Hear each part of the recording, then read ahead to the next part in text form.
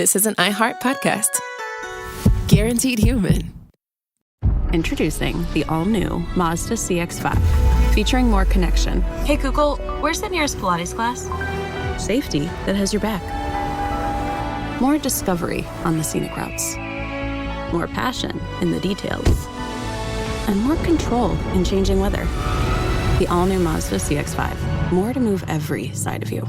See it in 5 films at MazdaUSA.com/5sides. Google is a trademark of Google LLC. Sequences shortened and simulated. The springtime thaw is finally here. Flowers are blooming. Days are longer. We're saying yes to more plans and finally getting outside. Running, walking, just moving again. It's the perfect time to upgrade your everyday go-tos with Bombas. Take Bombas sports socks. They're super comfortable and designed with sport-specific tech for running, cycling, yoga, hiking, you name it. I use them to run in, and I can tell you they work beautifully. So head over to bombas.com and use code SYSK for 20% off your first purchase. That's BOMBAS.com, code SYSK at checkout. Hey everybody, it's me, Josh, and for this week's SYSK Selects, I've chosen our guide to research tips. It's a surprisingly good episode that shares the ins and outs of keeping from being duped online by bad information and how to read between the lines on sensational science reporting, all sorts of stuff like that. And you might notice in this episode, Chuck sounds different than usual. That's because this is during the period that he was transitioning into a person with a full set of teeth.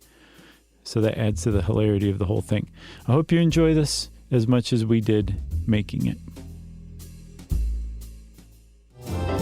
Welcome to Stuff You Should Know, a production of iHeartRadio's How Stuff Works.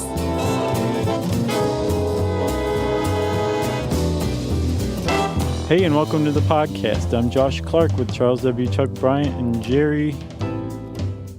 This is Stuff You Should Know. Josh, we're going to do something weird today. We're going to do a listener mail at the head of the podcast. What? I know, right? What? Mm-hmm. All right, let's do it. Okay, this is from Beyond. Wait, hold on. Do we have the listener mail music going? Oh, I don't know. Jerry? Should we go the whole 9 yards? So let's do it. People might freak out. I know. All right, this is from Bianca Boysich, is what I'm going to say. I think that's great. Hey guys, wrote you not too long ago asking about how you research your own podcast. I just got back from a class where we talked about research misrepresentation in journal articles. Apparently journals don't publish everything that is submitted. A lot of researchers don't even publish their studies. They don't like the results. Some laws have been put into place to prevent misrepresentation, such as researchers having to register their studies before they get results, and journals only accepting pre-registered studies, but apparently this is not happening at all, even though it is now technically law. This ends with the general public being misinformed about methods and drugs that work. For example, there are 25 studies proving a drug works and 25 that don't. It's more likely that 20 of the positive results have been published and only 1 or 2 of the negative. And that is from Bianca. And that led us to this article on our own website, 10 signs that study is bogus. Yeah. And here it is. Nice, Chuck. Well, we get asked a lot about research from people. Usually in college, they're like, you guys are professional researchers. How do I know I'm doing a good job and getting good info?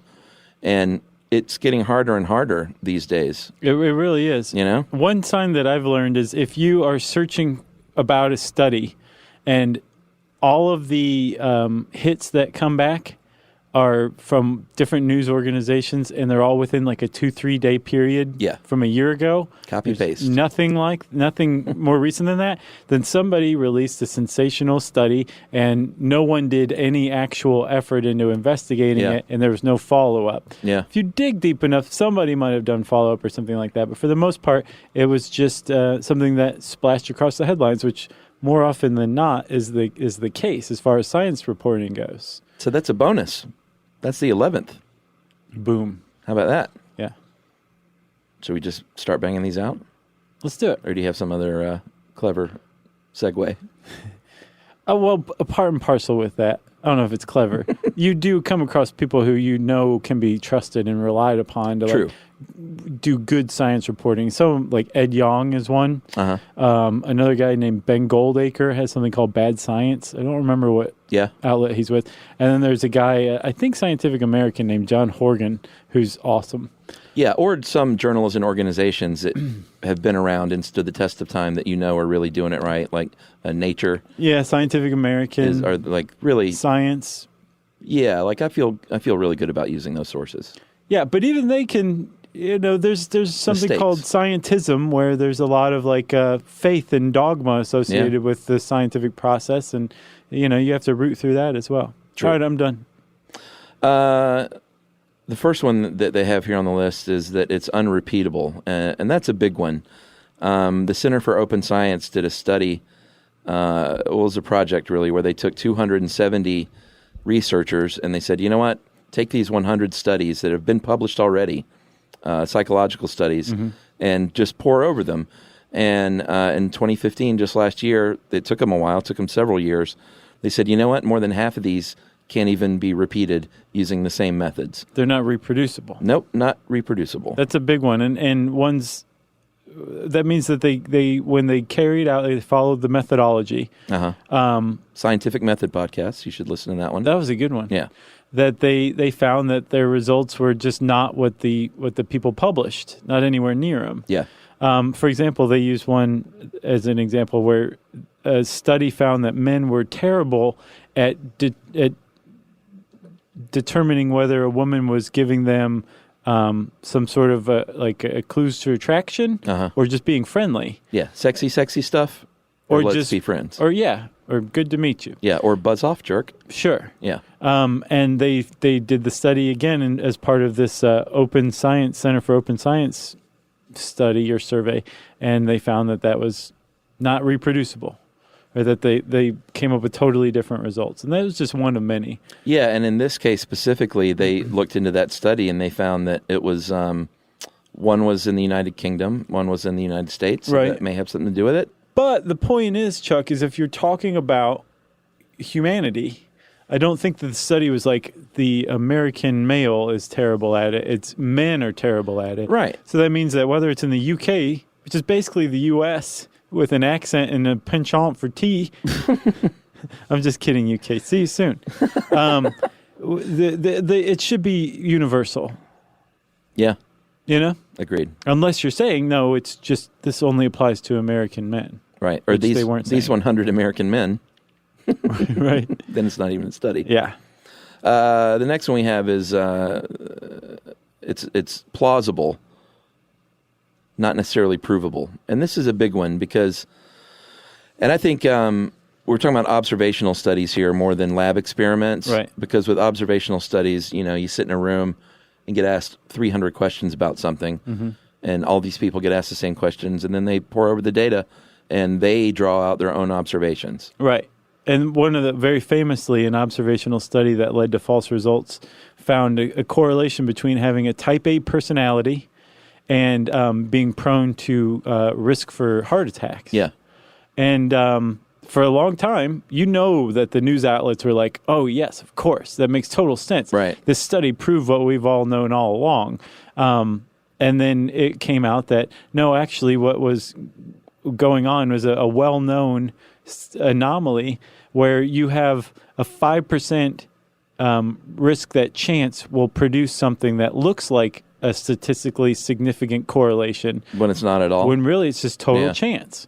And science is aware of this, especially with observational studies, because the more questions you have, the more opportunity you have for that 5% chance to create a seemingly statistically significant correlation. Right. When really it's not there. It was just random chance where if somebody else goes back and does the same study, they're not going to come up with the same results.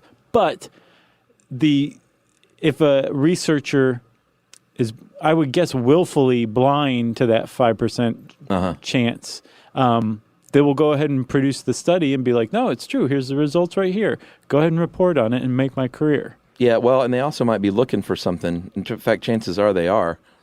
It's not just some random study. And like, let's just see what we get if we ask a bunch of weird questions. Yeah. It's like, hey, we're looking to try and prove something, most likely. So that Bader-Meinhof thing might come into play where you're kind of cherry-picking data. Yeah, that's a big problem. that kind of comes up. A lot of these are really kind of interrelated, too. Oh, totally. The other big thing that's interrelated is how the media reports on science these days. Yeah, It's a big deal. Yeah. Like John Oliver just recently went off on this, and NPR did a thing on it. That's great. Like, they might even, like, the researcher might say plausible, but it doesn't get portrayed that way in the media. Sure.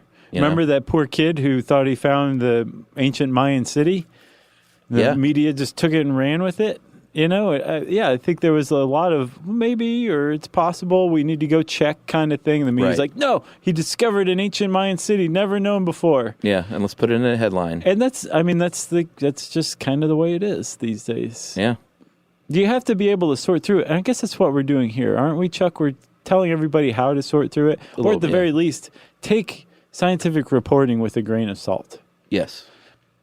Right. Not like you don't necessarily have the time to go through and double that research and then check on that research and, Right. So take it with a grain of salt. Yeah. Unsound samples.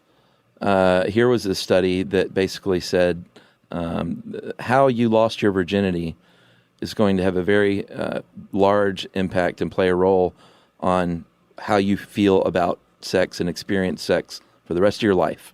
Yeah. It's possible.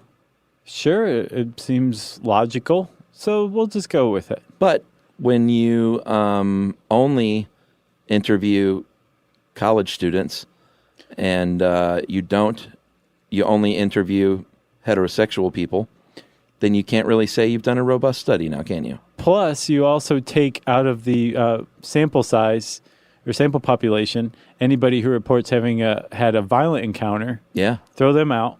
Yeah. Throw that data out. Because that's not going to inform how you feel about sex. Right, exactly. You're just narrowing it down further and further. And again, cherry picking the data by throwing people out of your population sample that will throw off the data that you want.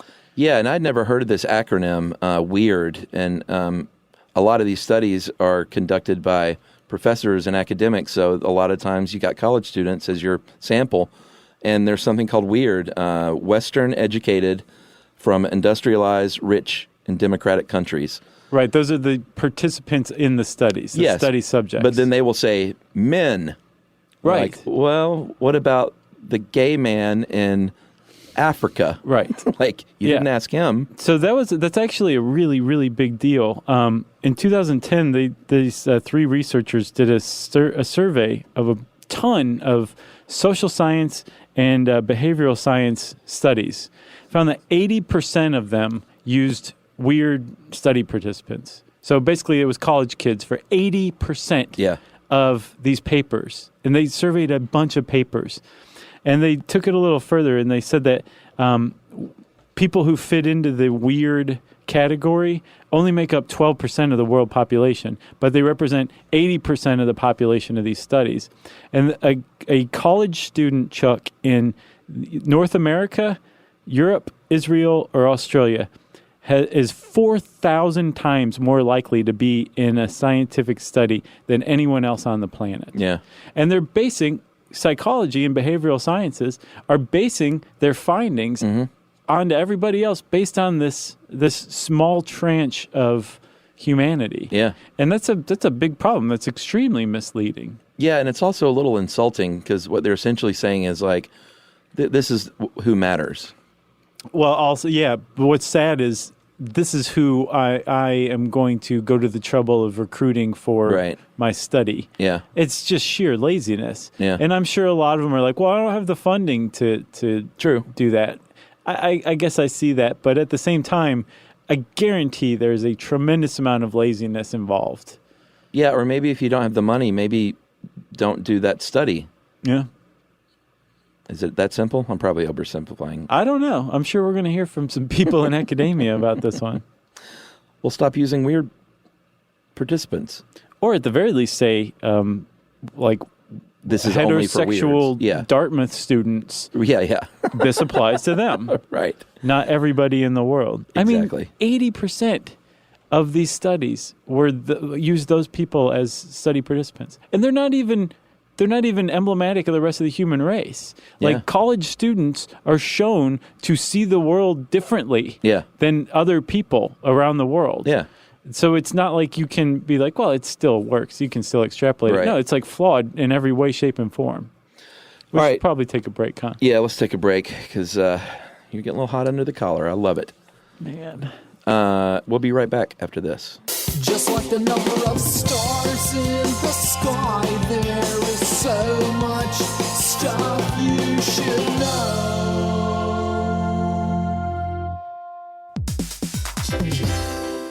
Hey everybody, we want to talk to you about The Big Bang Theory. That's a show that became one of the most defining sitcom of its era and really built a fan base around its memorable characters and unique group dynamic. That's right, which is why we think you'll enjoy the official Big Bang Theory podcast. It's back, covering seasons 3 and 4 of the show. Host Jessica Radloff sits down with crew and cast members like Kunal Nair, who plays Raj, Mayim Bialik, who plays Amy, and Kevin Sussman, who plays Stuart. That's right, you're going to learn all about the Easter eggs you may have missed, behind-the-scenes stories, and how certain real-life relationships shaped some of the most memorable storylines. Yeah, there's cast reflections years after the series aired and expanded content around famous episodes and storylines. It is exactly what you're looking for if you're a fan of the Big Bang Theory. The season is on video, so watch the official Big Bang Theory podcast on HBO Max, or listen wherever you get your podcasts, and stream episodes of the Big Bang Theory on HBO Max. The springtime thaw is finally here. Flowers are blooming, days are longer. We're saying yes to more plans and finally getting outside, running, walking, just moving again. It's the perfect time to upgrade your everyday go-tos with Bombas. Take Bombas sports socks. They're super comfortable and designed with sport-specific tech for running, cycling, yoga, hiking, you name it. I use them to run in, and I can tell you they work beautifully. So head over to bombas.com and use code SYSK for 20% off your first purchase. That's BOMBAS.com, code SYSK at checkout. Learning stuff with Joshua and Charles. Stuff you should know. All right, what's next, buddy?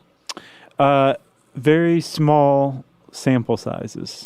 Right. If you do a study with 20 mice, then you're not doing a good enough study. No. So they use this in the article. They use the idea of 10,000 smokers and 10,000 non-smokers. Yeah.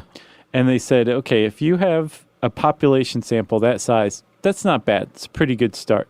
And you find that 50% of the smokers developed lung cancer, but only 5% of non-smokers did, then your study has what's called a high power. Yeah. It's if you had something like 10 smokers and 10 non-smokers, and 2 of the smokers developed lung cancer and 1 developed lung cancer as well, you have very little power, and you should have very little confidence in your findings. But regardless, it's still going to get reported if it's a sexy idea. Yeah, for sure. And because these are kind of overlapping in a lot of ways, I want to mention this guy, a scientist named Ulrich Dernagel. He and his colleague Malcolm McLeod have been trying, and there are a lot of scientists that are trying to clean this up because they know it's a problem. But he co-wrote an article in Nature that's called Robust Research, Institutions Must Do Their Part for Reproducibility. So this kind of ties back into the reproducing things like we said earlier. Yeah. And his whole idea is, you know what, good funding, they should tie funding to good institutional practices.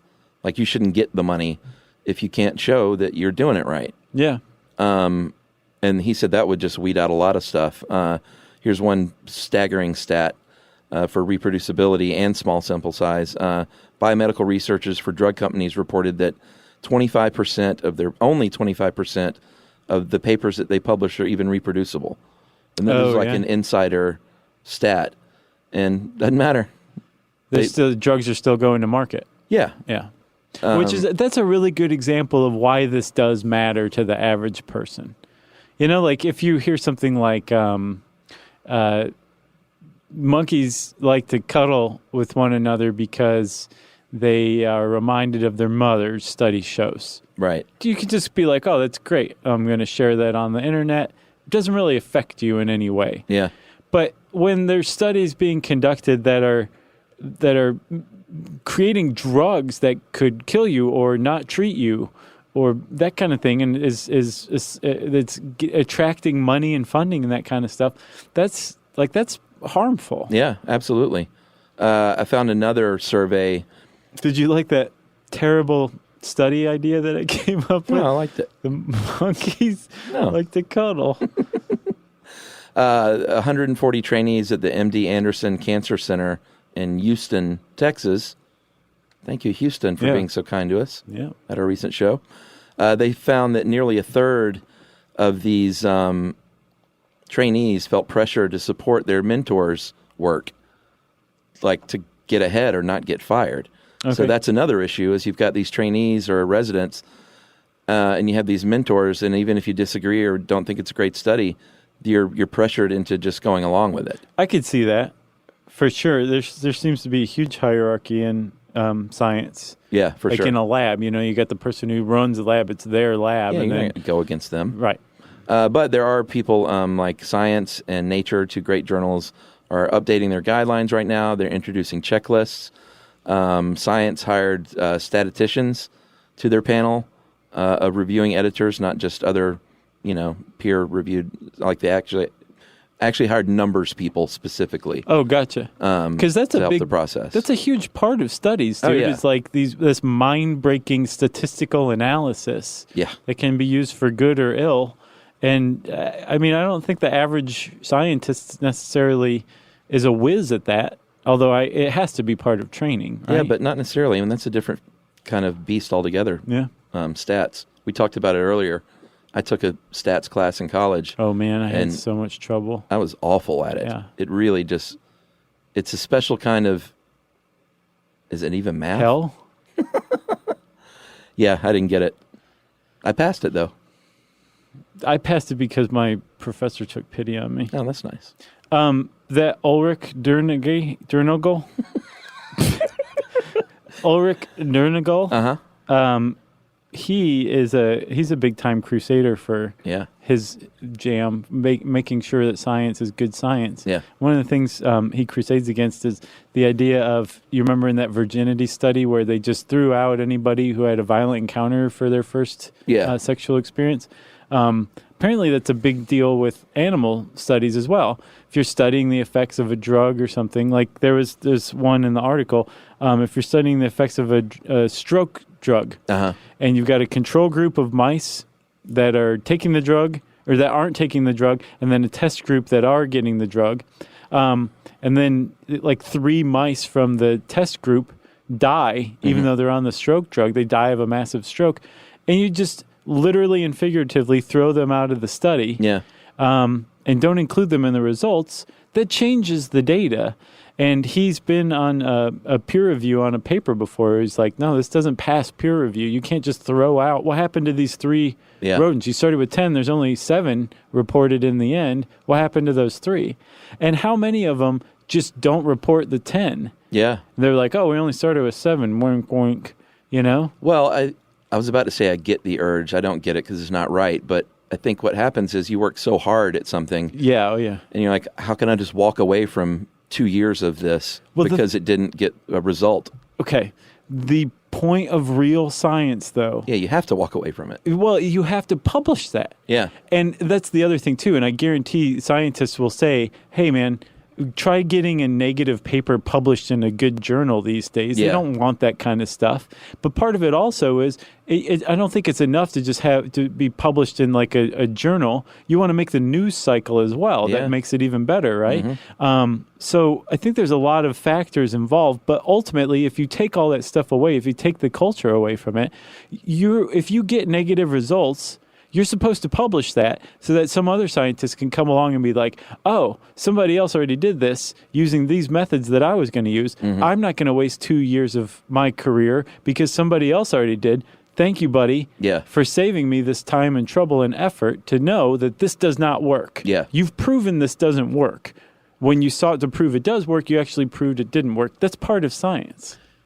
Yeah, and I wish there wasn't a negative connotation to a negative result, because to me the value is the same. Sure. As proving something does work as proving something doesn't work, right? Right. But again, it's just not as sexy. Yeah. But I'm not sexy either. So maybe that's why I get it. Here's one that I didn't know was a thing. Predatory publishing. I didn't know about it either. Never heard of this. So here's a scenario. You're a doctor or a scientist, and you get an email from a journal that says, hey, you got anything interesting for us? I've heard about your work. And you say, well, I actually do. I have this study right here. They say, cool, we'll publish it. And you go, great, my career is taking off. Then you get a bill that says, where's my $3,000 for publishing your article? And you're like, I don't owe you $3,000. Like, all right, give us $2,000. And you're like, I can't even give you $2,000. And if you fight them long enough, maybe they'll drop it and never work with you again. Or maybe they'll just be like, we'll talk to you next quarter. Yeah, exactly. That's called predatory publishing, and it's I'm not sure how new it is. It's pretty new. Is it pretty new? Mm-hmm. But it's a thing now where you can pay essentially to get something published. Yes, you can. It's kind of like who's who in behavioral sciences kind of thing. Yeah. You know? And apparently it's new because it's a result of open source academic journals, which a lot of people push for, including Aaron Swartz, very famously, who took a bunch of academic articles and published them online and was prosecuted heavily for it. Persecuted, you could even say. Yeah. But the idea that science is behind this paywall, which is another great article from Pricenomics, by the way, really just ticks a lot of people off. So they started to open source journals, right? And as a result, predatory publishers came about and said, oh, okay, yeah, let's make this free. Mm-hmm. But we need to make our money anyway, so we're going to charge the academic who wrote the study for publishing it. Well, yeah, and sometimes now it's just a flat-out scam operation, 100%. Right. There's this guy named Jeffrey Beal who is a research librarian. He is my new hero because he's truly one of these dudes that has he's trying to make a difference, and he's not profiting from this, but he's spending a lot of time by creating a list of predatory publishers. Yeah, a significant list, too. Yeah. How many? 4,000 of them right now? Yeah. Some of these companies flat out lie, like they're literally based out of Pakistan or Nigeria, and they say, no, we're a New York publisher. Uh-huh. So it's just a flat out scam. Or they lie about their review practices. They might not have any review practices. Right. And they straight up lie and say they do. There was one called Scientific Journals International out of Minnesota that he found out was just one guy. Oh, yeah. Literally working out of his home. Yeah. Just lobbying for articles, charging to get them published, not reviewing anything, and just saying, I'm a journal. Yeah. I'm a scientific journal. Look at me go. He shut it down, apparently, or tried to sell it. I think he was found out. And this other one, the International Journal of Engineering Research and Applications, they created an award and then gave it to itself. Oh, yeah. And even modeled the award from an Australian TV award, the physical statue. Wow. That's fascinating. I didn't know you could do that. I'm going to give ourselves the best podcast in the universe award. I like that. It's going to look like the Oscar. Yeah. Okay.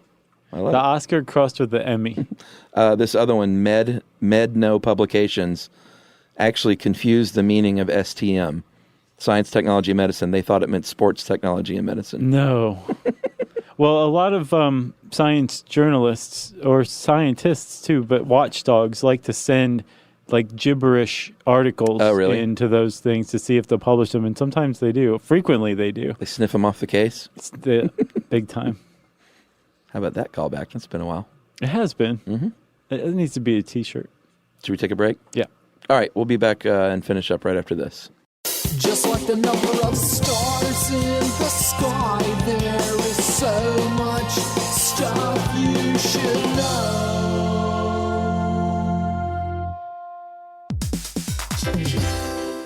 Hey, everybody, we want to talk to you about The Big Bang Theory. That's a show that became one of the most defining sitcom of its era and really built a fan base around its memorable characters and unique group dynamic. That's right, which is why we think you'll enjoy the official Big Bang Theory podcast. It's back, covering seasons 3 and 4 of the show. Host Jessica Radloff sits down with crew and cast members like Kunal Nair, who plays Raj, Mayim Bialik, who plays Amy, and Kevin Sussman, who plays Stuart. That's right. You're going to learn all about the Easter eggs you may have missed, behind-the-scenes stories, and how certain real-life relationships shaped some of the most memorable storylines. Yeah, there's cast reflections years after the series aired and expanded content around famous episodes and storylines. It is exactly what you're looking for if you're a fan of The Big Bang Theory. The season is on video, so watch the official Big Bang Theory podcast on HBO Max, or listen wherever you get your podcasts, and stream episodes of The Big Bang Theory on HBO Max.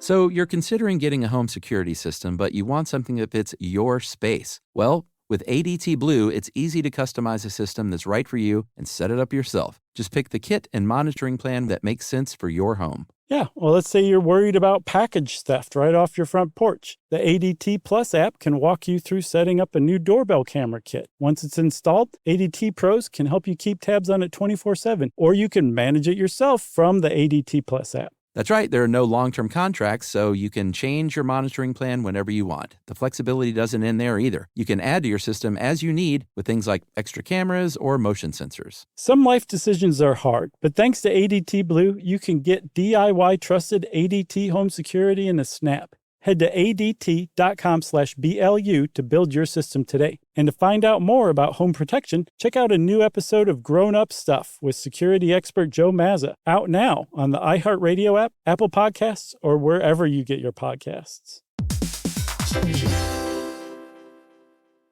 Learning stuff with Joshua and Charles. Stuff you should know. So here's a big one. You ever heard the term follow the money? Mm-hmm. That's applicable to a lot of realms of society. Yeah. And most certainly in journals. If something looks hinky, just do a little investigating and see who's sponsoring their work. Well, especially if that person is like, no, everyone else is wrong. Right. Climate change is not man-made kind of thing. Sure. You know, if you look at where their funding's coming from, you might be unsurprised to find that it's coming from people who would benefit from the idea that anthropogenic climate change isn't real. Yeah, well, we might as well talk about him. Okay. Willie Soon. Yeah. Mr. Soon. Is he a doctor? He's a physicist of some sort, yeah. All right. I'm just going to say Mr. or Dr. Soon, because I'm not positive. He is one of a few people on the planet Earth, professionals, that is, right, who deny human climate change, human-influenced climate change, like you said. Yeah. You said the fancier word for it, though. Anthropogenic? Yeah, it's a good word. Is that it? And he works at the Harvard Smithsonian Center for Astrophysics. So, hey, he's with Harvard. He's got the cred, right? Right. Turns out, when you look into where he's getting his funding, he received $1.2 million over the past decade from ExxonMobil, the Southern Company. The Kochs. And the Koch brothers, their foundation, the Charles G. Koch Foundation. Mm-hmm. Exxon stopped in 2010, stopped funding him. But the bulk of his money and his funding came, and I'm sorry, I forgot the American Petroleum Institute, came from people who clearly had a dog in this fight. And it's just, how can you trust this, you know?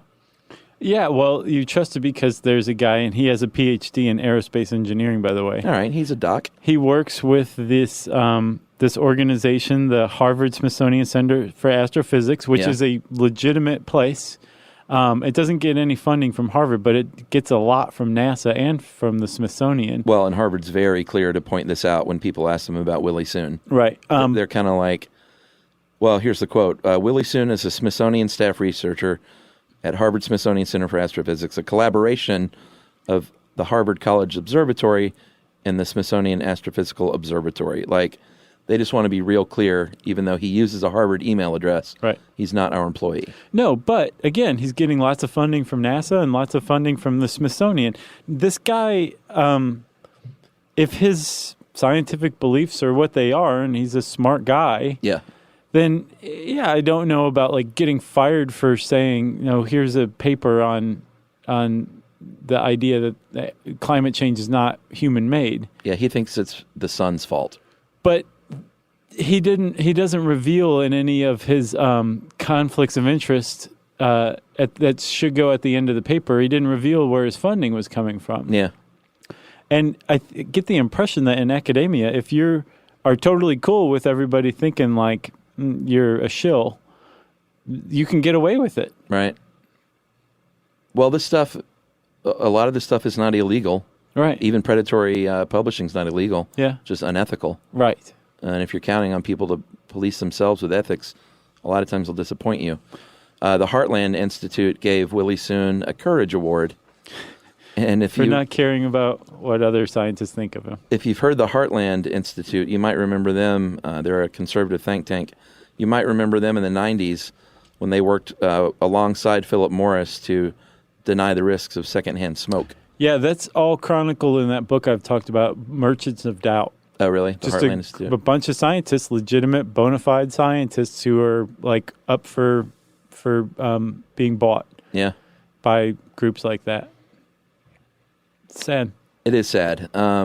And the whole thing is they're saying like, well, you can't say without beyond a shadow of a doubt, right, with absolute certainty, right, that that's the case. And science is like, no, science doesn't do that. Science right, doesn't do absolute certainty. But the average person reading a newspaper sees that, oh, you can't say with absolute certainty. Well, then maybe it isn't man-made. Right. And then there's that doubt that the people just go and get the money for saying that, for writing papers about it. Yeah.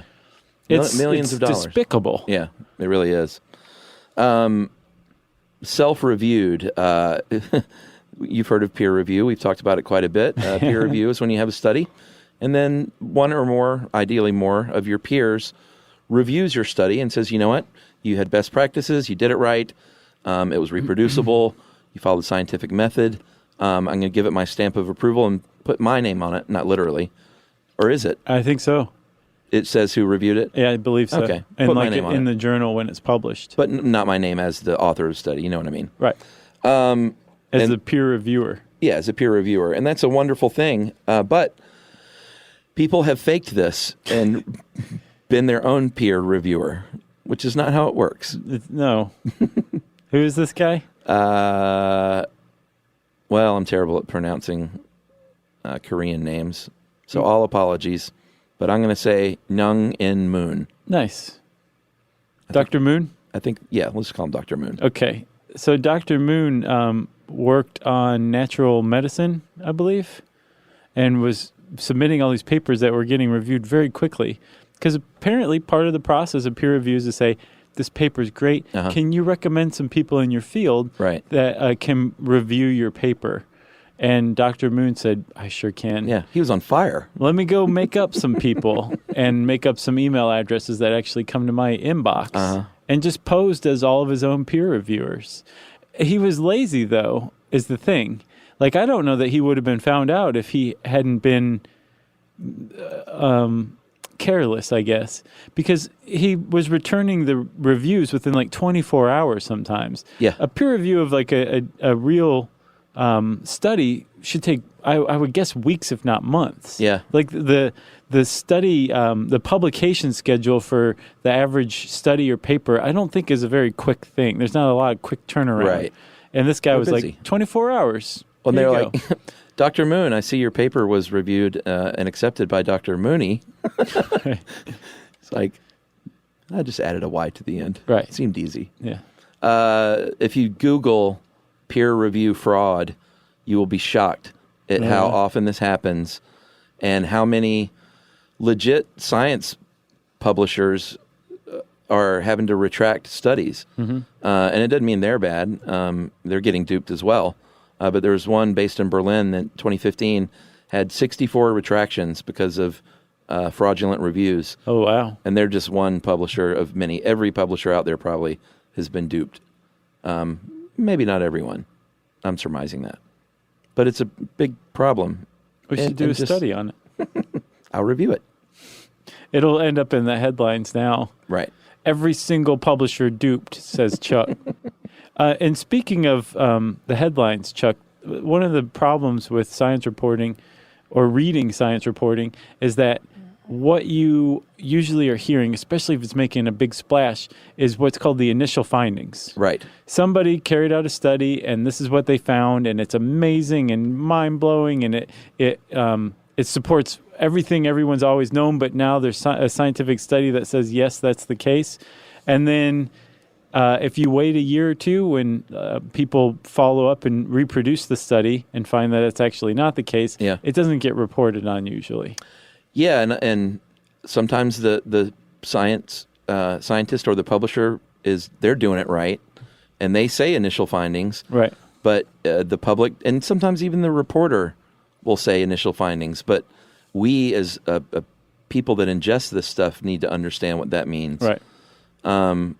And the fine print is always like, more study is needed. But no one, if it's something that you want to be true, you'll just say, hey, look at this study.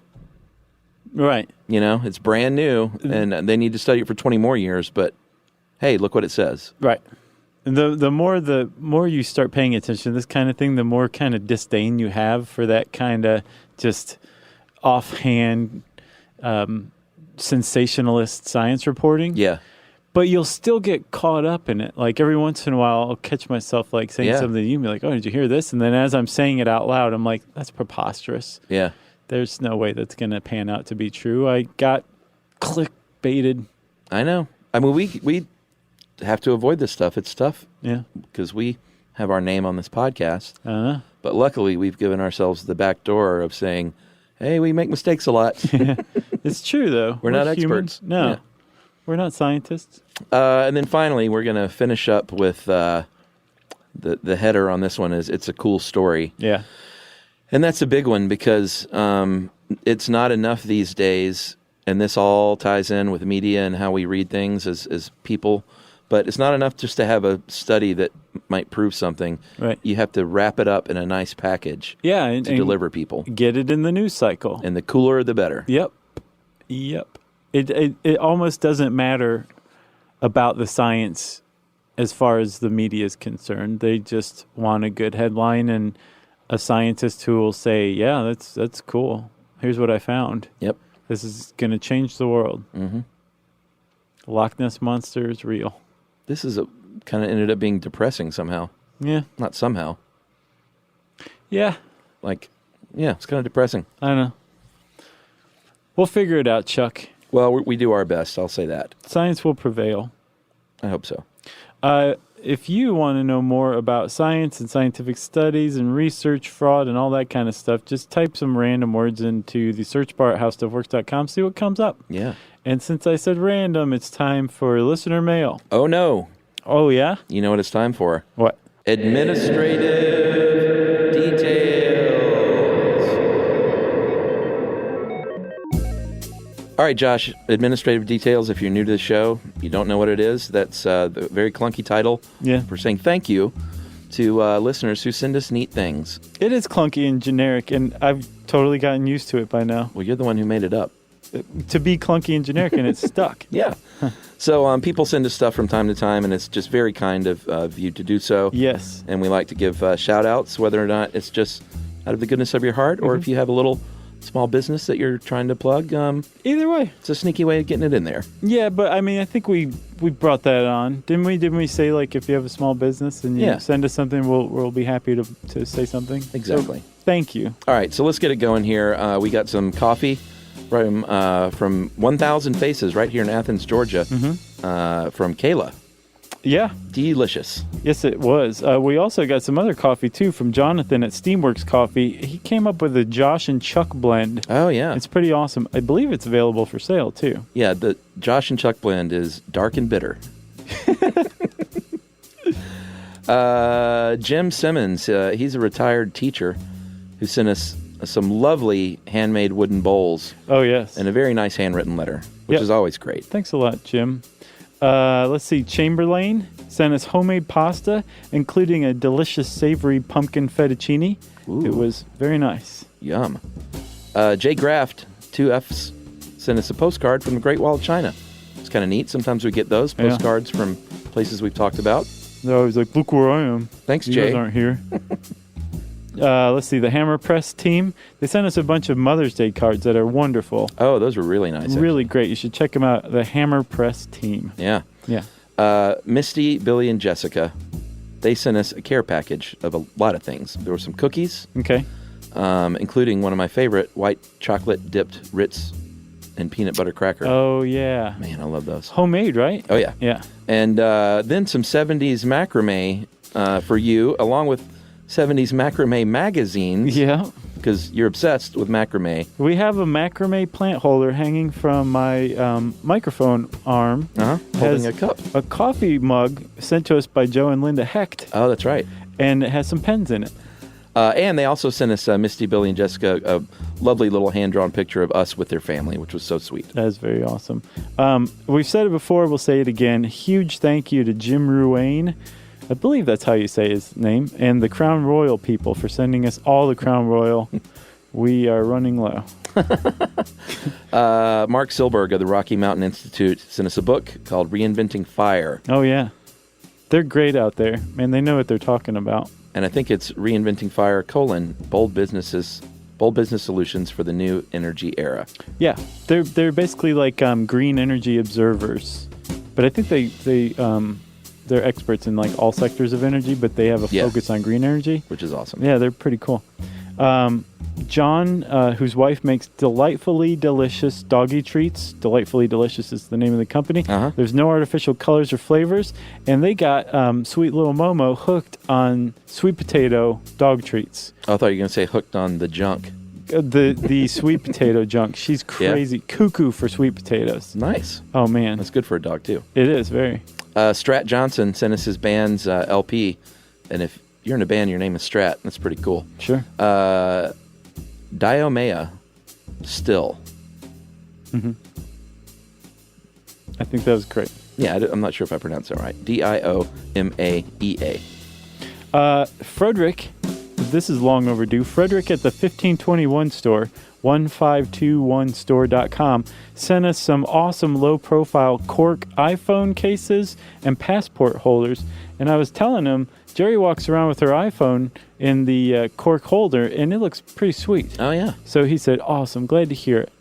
Joe and Holly Harper sent us some really cool 3D printed stuff you should know things, like SYSK, like a little desk. Oh, as like after Robert Indiana's Love sculpture? Yeah, that's what, I couldn't think of what that was from. Yeah, it's awesome. It's really neat, and like a bracelet made out of stuff you should know, 3D carved, like plastic. It's really neat. Yeah, they did some good stuff. So thanks, Joe and Holly Harper, for that. And then last for this one, we got a postcard from Yosemite National Park from Laura Jackson. So thanks a lot for that. Thanks to everybody who sends us stuff. It's nice to know we're thought of, and we appreciate it. Yeah, we're going to finish up with another set on the next episode of Administrative Details. You got anything else? No, that's it. Oh, yeah. If you guys want to hang out with us on social media, you can go to SYSK Podcast on Twitter or on Instagram. You can hang out with us at facebook.com/stuffyoushouldknow. You can send us an email to stuffpodcast@howstuffworks.com. And as always, join us at our home on the web, stuffyoushouldknow.com. Stuff You Should Know is a production of iHeartRadio's How Stuff Works. For more podcasts from iHeartRadio, visit the iHeartRadio app, Apple Podcasts, or wherever you listen to your favorite shows.